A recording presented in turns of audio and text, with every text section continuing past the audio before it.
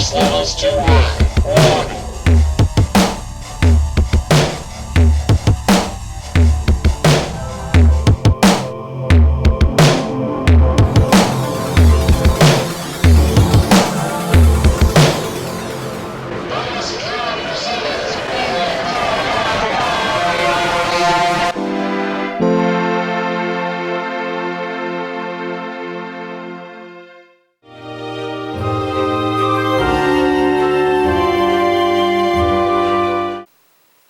It's good to be back, and tonight I'm bringing you this nice little 80s niche film called Good Girls Don't Explode.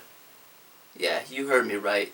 With a title like that, expectations are at full tilt. So let's not delay and jump right in. So let's take a look at the cast right off the bat. The lead character is named April Flowers. Yeah, I can handle that. Kind of reminds me of that episode of Married with Children where Bud's secret Valentine was named April, May, June. You might recognize her from Revenge of the Nerds and The Outsiders, and she is most definitely both a nerd and an outsider, as she's under the impression that every time she gets aroused, she spontaneously makes things catch on fire.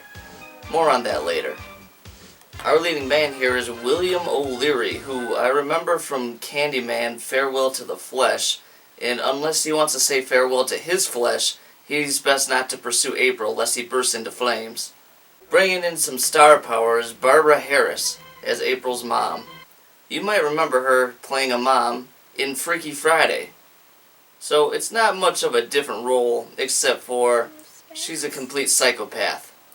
You see, April doesn't actually make things catch on fire with her hormones. Her mom is deliberately sabotaging her from ever getting it on by setting fires on all of her dates. Now, I never suggest anyone read 50 Shades of Grey, but the mom needs to put down the Stephen King, because accusing her daughter of being Carrie, that's fucked up. Actually, there's a lot of similarities between this movie and Carrie. It's almost as if you wanted to write a comedy parody of Carrie, this would be the result. Just imagine for a minute, Carrie didn't have any telekinetic powers, and it was just her mom hoaxing her the entire time to think she was possessed by the devil, so that she would turn super religious and abstain from sex.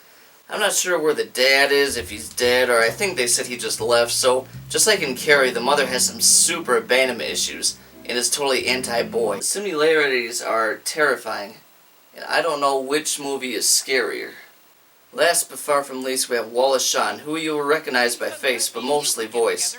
This film obviously rocketed his career so he could star on to other roles in The Princess Bride, as Principal Mazer in the Goofy movie, and my personal favorite, Rex in the Toy Story series. He plays a guy called Ellen? Ellen. Ellen? That's Ellen! Oh, okay. Ellen. The players are set, the plot is a go. Let's see how this movie stacks up. The Claw is back to bring logic and laughter. Let's see if this movie delivers either. We start off in this nice suburban neighborhood, and April just happens to live in this house. I swear is a spitting image from the house from Nightmare on Elm Street 4. Now, it's bad enough she's got her daughter on a leash, but now she's channeling like Mrs. Voorhees, hearing her child's voice in her head. Can April come out and play? Let's ask her and find out. April, do you want to play with Andy?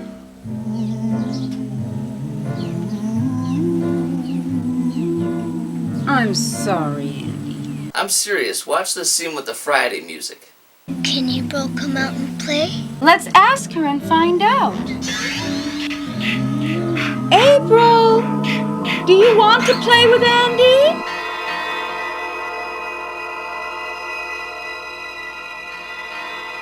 I'm sorry, Andy. That's some scary shit, man. So April gets loose and goes to play with a boy whose name is Andy. At first, I want to ask how a 6-year-old gets this fancy ring to wear around, but before I can even drum up any salvation of logic, this shit happens.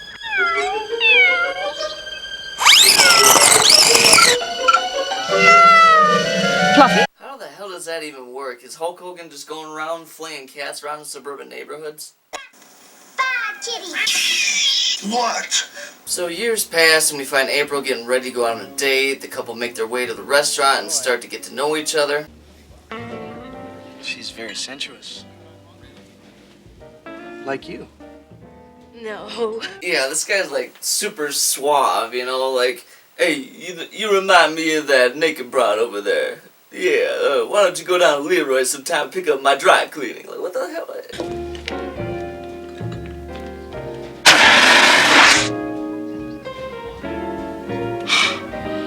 I'm really sorry. Did I get you? Now, just imagine for a second that he doesn't know she has a fire extinguisher.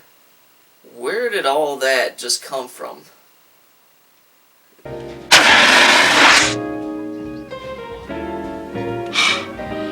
I'm really sorry. Did I get you? Alright, so they start dancing, he starts getting jiggy with it, and flames start to pop up everywhere. Now, first off, I understand the idea, but why in the love of God is he trying to unbutton her clothes and shit in the middle of this fancy restaurant?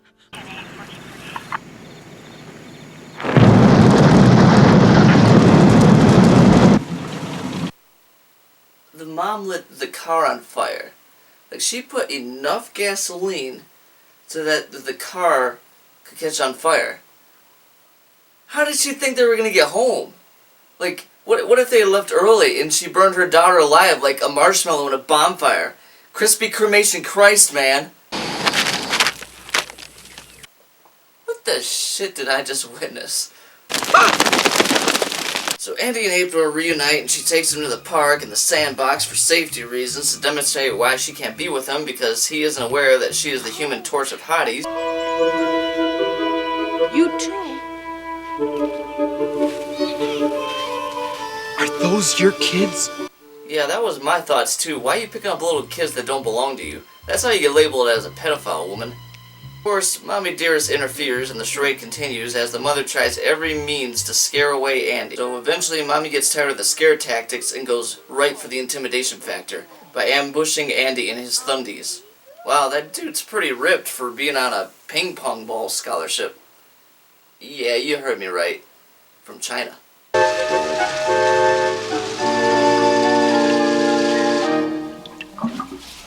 What are you doing in my bathroom?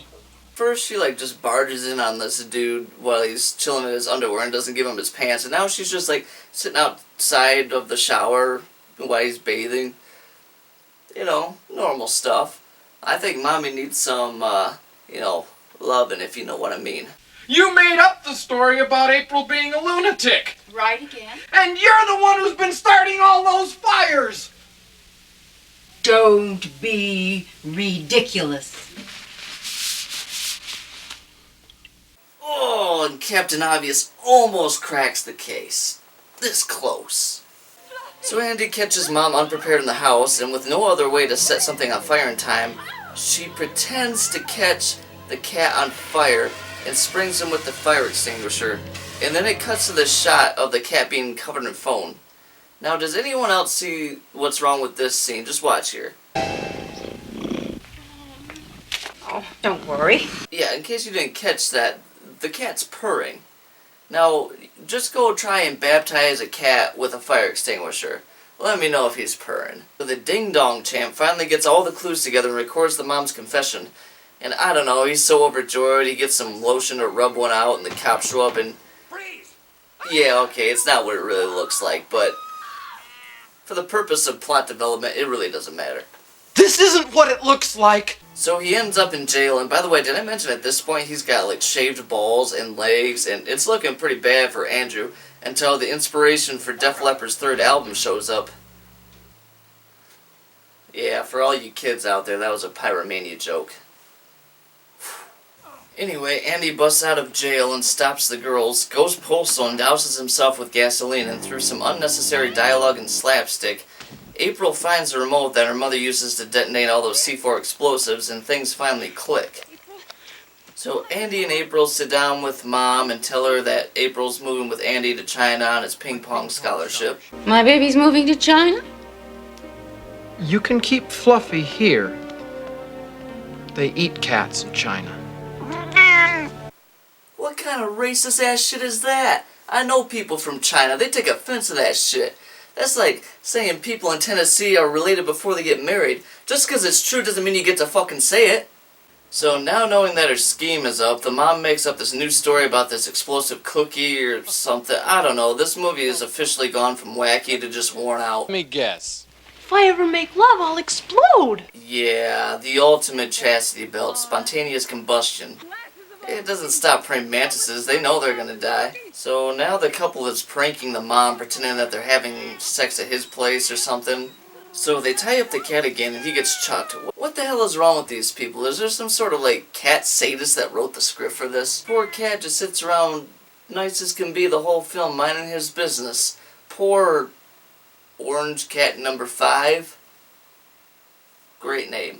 So April doesn't actually blow up, but Torch Boy rigged the house to explode because he's jealous and I don't know. They about give the mom a heart attack with this elaborate charade, but when she drops, he drops April. And it sounds like she craps herself here. There's some serious Hershey squirts going on there. Fast forward to the end, we got a happy ending. Mom, Andy, and April go to China and everything turns out fine. So how do I rate this one? Well, I would say the movie is good, if not quirky, if it had ended at about the hour mark.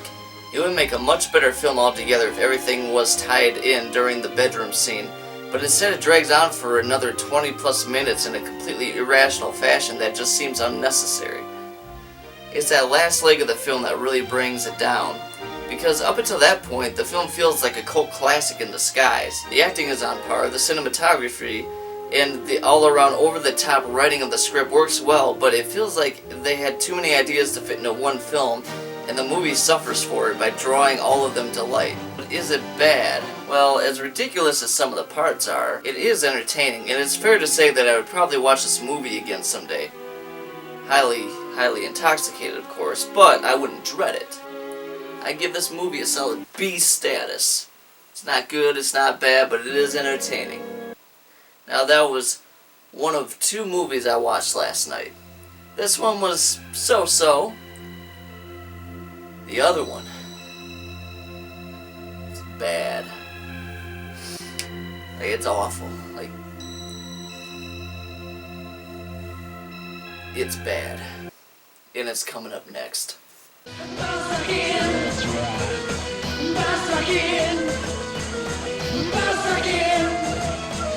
Masakini